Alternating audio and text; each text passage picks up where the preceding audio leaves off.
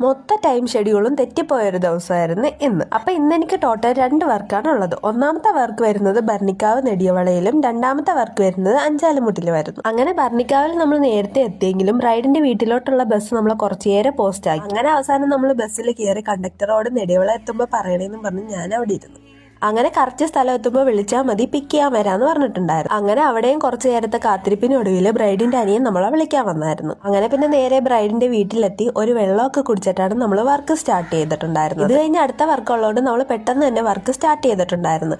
ആളൊരു full hand bridal mehndi ആയിരുന്നു choose ചെയ്തത്. അപ്പൊ ഇതാണ് എന്റെ ആദ്യത്തെ ബ്രൈഡ് ശ്രുതിലയ. അങ്ങനെ പെട്ടെന്ന് തന്നെ നമ്മൾ ചേച്ചിയുടെ കൈയുടെ ഫ്രണ്ട് പോർഷൻ ഒക്കെ കംപ്ലീറ്റ് ചെയ്ത് കൊടുത്തിട്ടുണ്ടായിരുന്നു. ഫ്രണ്ട് ഹാൻഡ് ഒക്കെ കംപ്ലീറ്റ് ചെയ്തിട്ട് പിന്നെ നമ്മൾ ഫുഡ് വെച്ചിട്ടായിരുന്നു ബാക്ക് ഹാൻഡ് സ്റ്റാർട്ട് ചെയ്തിട്ടുണ്ടായിരുന്നത്. ബാക്ക് ഹാൻഡ് നിറയെ ഫില്ലായിക്കുന്ന ഒരു ഡിസൈൻ ആയിരുന്നു ആള് ചൂസ് ചെയ്തിട്ടുണ്ടായിരുന്നത്. അപ്പൊ ഇതാണ് ബാക്ക് ഹാൻഡിലെ ഫൈനൽ ഔട്ട്പുട്ട് വരുന്നത്. പിന്നെ ബ്രൈഡിന്റെ സിസ്റ്ററിനും ഒരു സിമ്പിൾ ആയിട്ടുള്ള ഒരു മണ്ടാല ഡിസൈൻ ചെയ്തു കൊടുത്തിട്ടുണ്ടായിരുന്നു. ഇതിന്റെ ബാക്കി നമ്മൾ അടുത്ത പാർട്ടായിട്ട് ഇടുന്നതായിരിക്കും. അപ്പൊ ഓക്കെ, ബൈ.